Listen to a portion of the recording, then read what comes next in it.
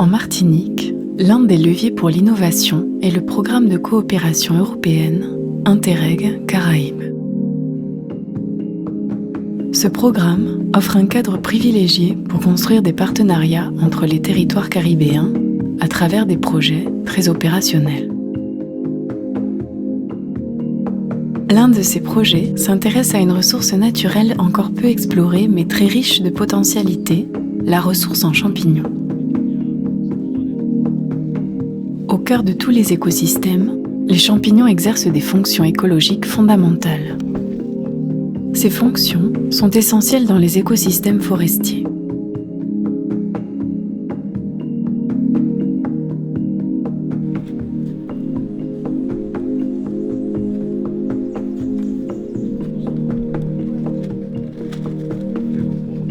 Elles le sont également dans les écosystèmes agricoles.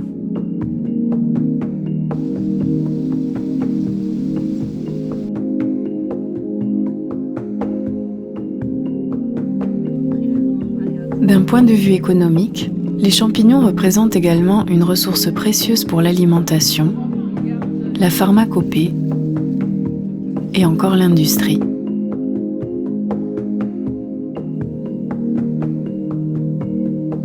Avec Mykonova, la Martinique et le parc naturel régional ont mis en lumière le potentiel de cette ressource mycologique et ont initié un travail collaboratif qui implique en particulier la Guyane, la Guadeloupe, Sainte-Lucie, Cuba.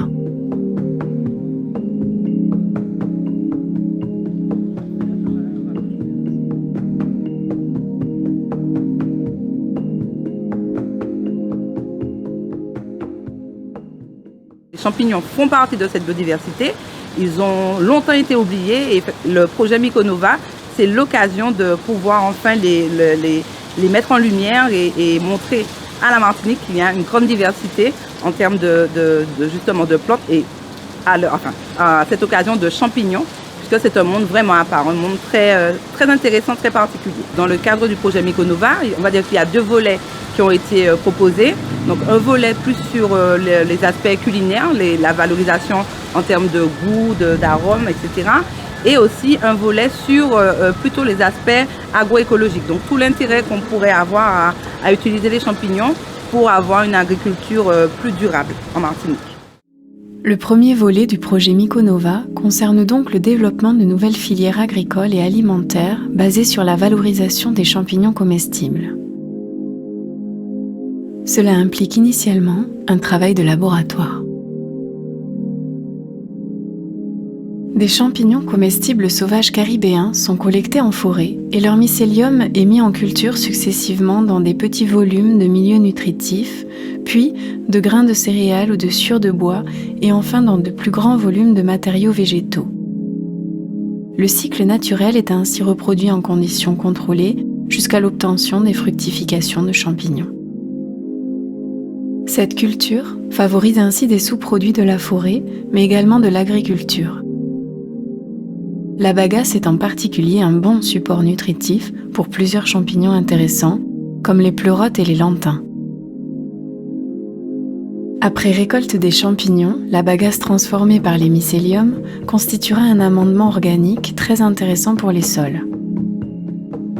Un deuxième volet de Mykonova s'intéresse à des champignons omniprésents dans les sols et sur les racines des plantes cultivées.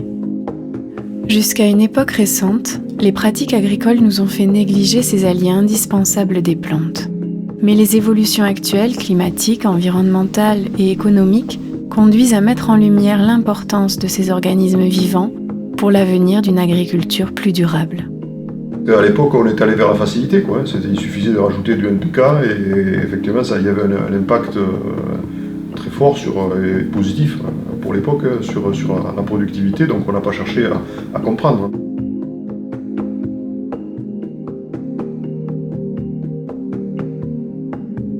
Dans un contexte où les ressources, les intrants deviennent plus chers, ou posent des problèmes par ailleurs, on a tout intérêt à s'intéresser à ces mécanismes fins qui sont assez diffus, qui ne sont pas massifs comme l'utilisation des intrants chimiques tels qu'ils ont été utilisés, quoi.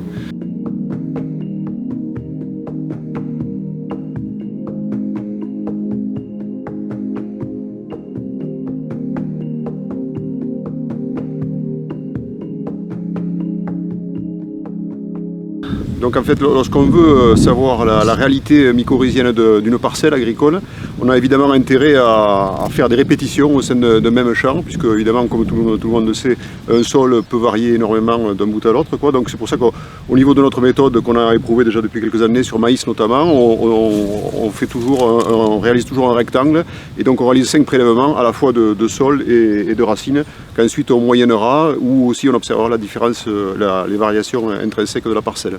Les champignons que l'on cherche ici sont des champignons qui sont microscopiques, donc les gens ne les connaissent pas toujours, de plus en plus quand même, parce qu'ils sont associés à 72% des plantes terrestres, ce qui est quand même énorme. Et donc a priori toutes les plantes d'intérêt agronomique sont colonisées par ces champignons. L'avantage en fait de ces champignons, c'est qu'ils aident la plante à pousser, notamment en période de sécheresse, et à se nourrir, donc c'est comme si c'était des extensions de la racine. Là où la racine épuise les ressources du sol autour d'elle, en prélevant l'eau et les sels minéraux dont elle a besoin pour se nourrir, le champignon, lui, il peut parcourir plusieurs centaines de mètres qu'il va explorer et absorber eau et sels minéraux qu'il va transférer à la racine. La connaissance de ces champignons microscopiques repose également sur les travaux de laboratoire. À l'issue d'une journée de prélèvement de sol et de racines, les échantillons sont triés et conditionnés pour le transport vers un laboratoire partenaire du projet.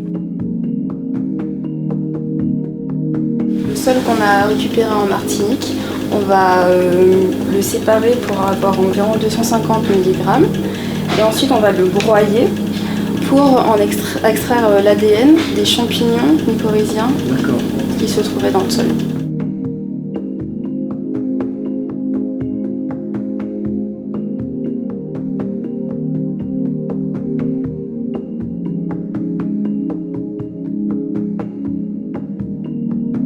Ça va permettre d'après d'identifier quels sont les champignons qui se trouvent dans le sol associés aux cultures de canne à sucre. La plante elle-même, l'hôte, joue le rôle de filtre et ne se laisse pas coloniser par tous les champignons qu'il y a dans le sol. Donc elle sélectionne en fait ses partenaires. Mais du coup, dans une plante, on aura 5-6 espèces de champignons. Et dans le sol, il y en a beaucoup plus en général.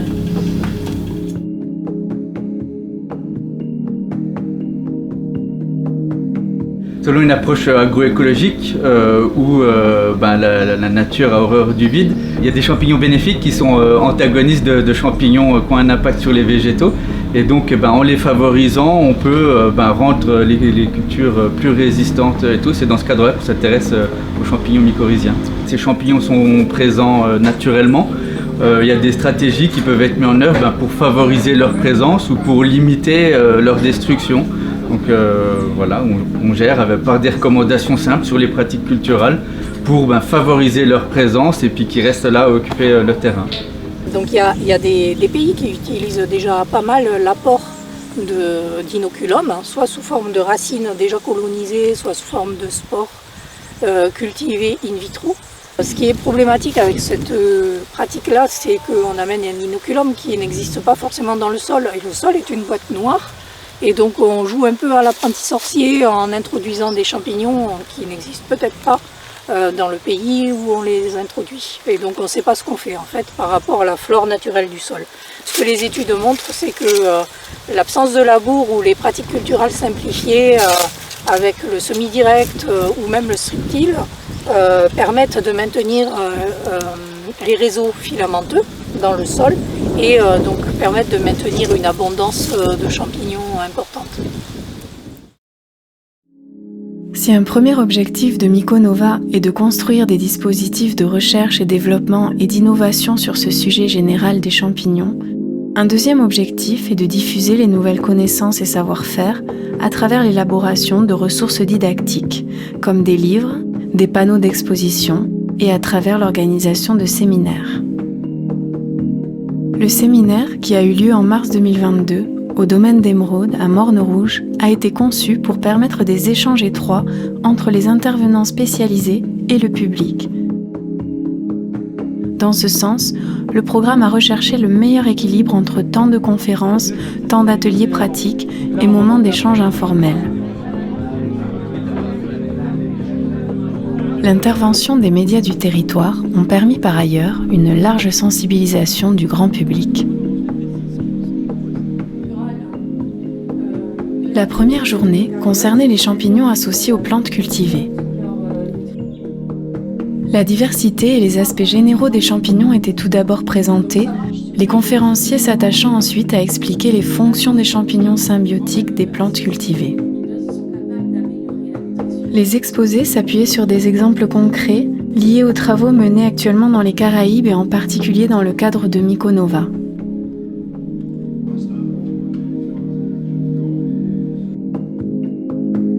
La deuxième journée concernait les champignons cultivés avec deux aspects différents.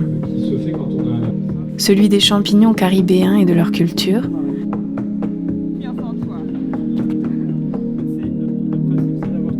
puis celui de la valeur nutritionnelle des champignons et d'une cuisine mycologique qui favorise la santé alimentaire.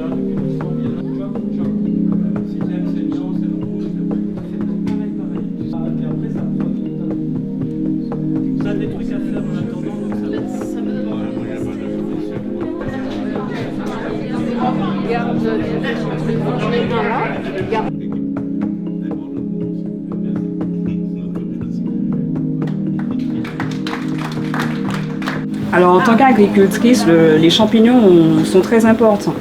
Donc la symbiose des champignons avec les plantes, c'était vraiment la raison de ma venue ici, pour des aspects de fertilité, de croissance, etc.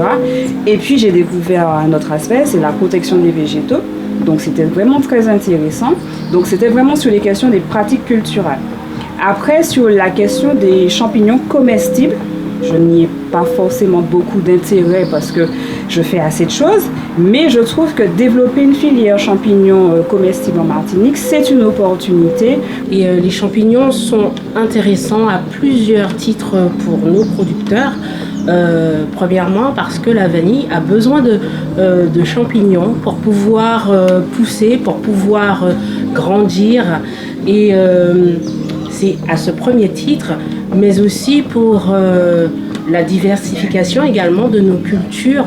Le séminaire des 2 derniers jours est intéressant à plusieurs titres en fait. Premièrement, c'est une façon de vulgariser l'information, de la donner au plus grand nombre et de montrer en fait que sur le territoire, sur quelque chose qu'on ne faisait pas avant, il est possible de diversifier encore, donc d'aller sur autre chose sans perdre ce qu'on fait aujourd'hui. Donc la canne depuis très longtemps, le cacao aujourd'hui qui se redéveloppe et puis d'autres cultures. On a vu que la vanille aussi, il y a une filière vanille qui est en train de se structurer à la Martinique. Voilà, c'est la possibilité en fait d'avoir aussi d'autres cultures de diversification qui permettent d'apporter aussi des revenus complémentaires aux producteurs dans un cadre de développement durable avec des champignons caribéens. Voilà, donc c'est vraiment très intéressant.